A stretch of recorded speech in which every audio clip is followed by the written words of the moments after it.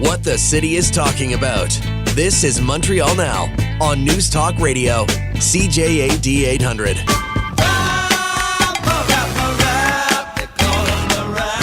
What do you say to Quebecers that are at home right now, listening to you, having a hard time to follow you with your immigration plan?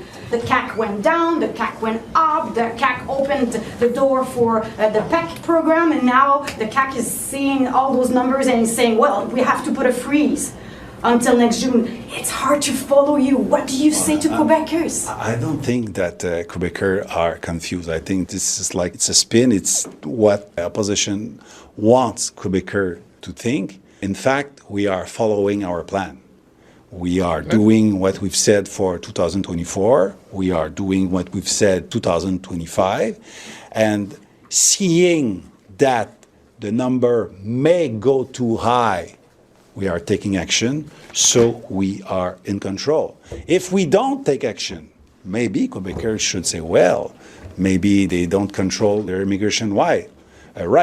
But we do take action. We are monitoring what's happening and adjusting what we need to do. I don't think nobody serious in Quebec thinks that we lost control. I do.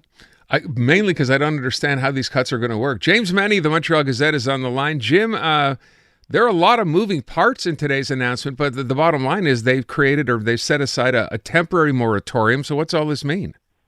Well, what it means, first of all, yeah, you're right. There's a lot of moving parts, but the thing is, those parts when they're all slapped together, turn into a total gong show. And that's why, and that reporter, God love her, what a great question, because it's true. Quebecers are looking at this. They can't make head or tail of it. He's talking about, in this year we looked at it this way, we looked at it that way. Here's the bottom line. Skilled workers, no more. Students, people who want to settle here, who are educated in Quebec, no more. We'll maintain family unification. We'll maintain refugees, okay? Because we don't have the resources to apparently accommodate people who would be bringing a plus to the economy of the nation of Quebec, Aaron. So we don't want them. It's going to be an 8-month moratorium, unless, of course, they decide, someone, sits down with their calculator in 3 days' time and it turns into a 4-month or a 2-month or a 2-week moratorium. We'll see. But here's what's really, really cool. Here's Jean-François Robert saying, we have control of this and we have a plan. In 2022, we had a general election here in Quebec. And you may recall, you and I, Aaron, were talking about a rather controversial statement that François Legault made. He says, if we start taking in 60,000 immigrants in Quebec, it'll be suicide. Suicide, that's right. For the Quebec nation. Guess how many immigrants we're taking in this year, Aaron? 60,000, 65,000? 67,000. Okay. So apparently, the definition of suicide or crisis or whatever has changed. All I know is, meanwhile, up the road in Ottawa, we have Mark Miller, the federal immigration minister, having a grand old time saying, listen, I don't get this. Quebec is depriving itself of the skilled labor and sort of potentially taxpayer residents that it needs. However, and the irony, of course, next week is immigration week, right? It's just one of those happy coincidences. He says, if there are francophones who want to come to Canada, Quebec isn't the only place you need to settle. We'll take you. We'll find there's plenty of spots in Canada for francophones. Don't waste your time with Quebec. Come live in the rest of Canada. And why not? I mean, if nothing else, Mark Miller can turn around and say you won't be taxed as much as you will in Quebec, which is a simple fact of life. But the reality is, Aaron, I mean, we're kind of joking about this. The fact is, it is a gong show. The fact is, they don't know what they're doing, and they don't know what they're doing about the major stuff. Like today, we're talking about immigration. Next week, it'll be healthcare. The week after that, it'll be youth protection. But it's clear they don't have a clue about what they're doing. And in fact, there was an allusion to the question that we heard on the clip, the fact that PQ announced that it would slash, I think, down to 40,000, the number of immigrants coming into Quebec. This is clearly a reaction to that because François Legault actually has to go out, I would suspect, for long walks during the day to get some fresh air, to air out the space that Paul Saint-Pierre Plamondon occupies in his head 24/7. So clearly, this is why we're having this big cutback it's not just a coincidence that the PECs, announced their immigration policy, and they decide, well, no, we're going to cut back too, but we won't do as much, but this is why. And everyone there, you heard the reporters. I mean, they're trying to make people. It's usually like, what do you mean by that, Monsieur Roberge? Yeah. But it's like, no, how do you explain it? How do you explain any of this, Mr. Roberge? It doesn't make any sense. And the reporter is right. And here's a guy who's in charge of one of the biggest portfolios, one of the most important portfolios in Quebec, and indeed, by extension, one of the most important in the country. And it's clear the guy hasn't got a clue about what's going on. I think you're right about the part about responding to the PQ. He actually referenced the PQ, said, it has nothing to do with that. And I think it's pretty obvious this is exactly what that is. But we can't, and this is the scariest thing that I see, and I see this virtually every day now when we're talking about this government. This stuff is like normal. This stuff is a day at the office. Yeah. No, it isn't. It isn't. Just a mere 9 years ago, if governments were behaving like this, we'd be asking how long it was before someone sent an emergency medical team in there to check those people out and give them a psychological evaluation.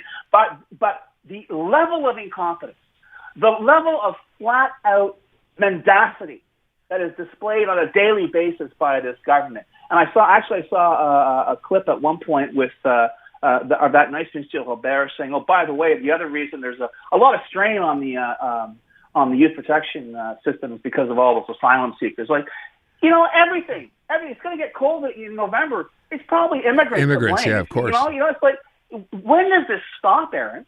Because on the one hand, we can laugh about it, but on the other, A, it is costing us money down the road because these guys don't know what they're doing. They really don't. They're going to have to undo what even they announced today.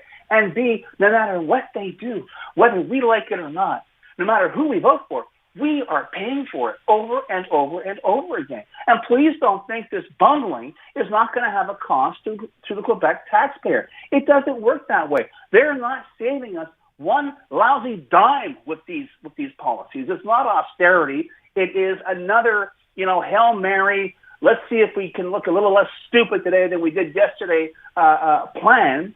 And they just hope for the best. Can you imagine? I mean, my God, Aaron, right now, with all the attention we're paying to immigration and to youth protection, we aren't paying attention to health. But you know what? We will, because 'tis the season.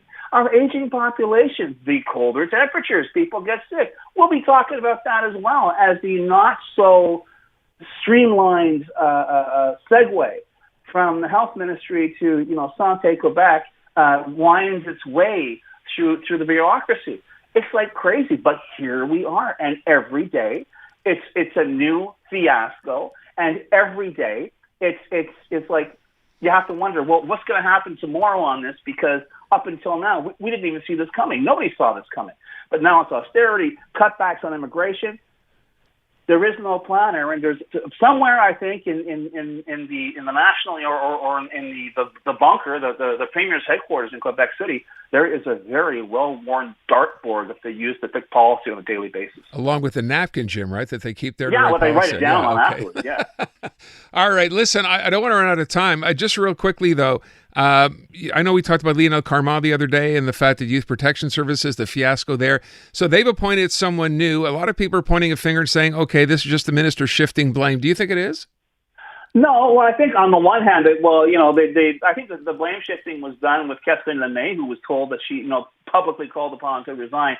It will be interesting to see if Leslie Hill, who said today, you know what, I came out of retirement to do this. I'm not going to keep my mouth shut, and I got nothing to lose. If she backs that up, I mean, I don't know this woman at all. I like to think she's speaking in good faith. I like to think she's going to go in there, kick butt, and take names because it's high time somebody did. And she pointed out in her press conference today that it is incumbent, legally incumbent, on employees within the system to report misconduct, to report the dysfunction that we're only learning about now through some very, very diligent reporting on the part of the press. But that's where we are. However, this government has shown repeatedly it can't take the heat, even if it's not directly to blame. Will Madame Hill enjoy the same support or more support than her predecessor? Only time will tell, Aaron. But God help her if these headlines keep coming on a regular basis, because sooner or later, you know what they do at the CAC, right? If that button doesn't work, boom, they just hit another one and hope that the right light comes on. Jim, last thing real quick. I started the question or the show today with a question about this new change now. Quebec becoming the first and only province in Canada to allow people who want to use medical assistance dying to be able to do so in advance. Good idea, bad idea? Do you have a take on this? It scares the hell out of me. It scares the hell out of me because, I'm at that point in my life where I ask you do think about mortality and stuff like that. We see how the bureaucracy works on so many things. Do you want the Quebec bureaucracy determining whether or not you extend your life? We'll point out that even without this now, there are more people using MAID in Quebec than in any other place in the entire world. On Earth. Yeah. On Earth. That in and of itself exactly. is scary. Absolutely. Jim, thank you. Appreciate it. Adam,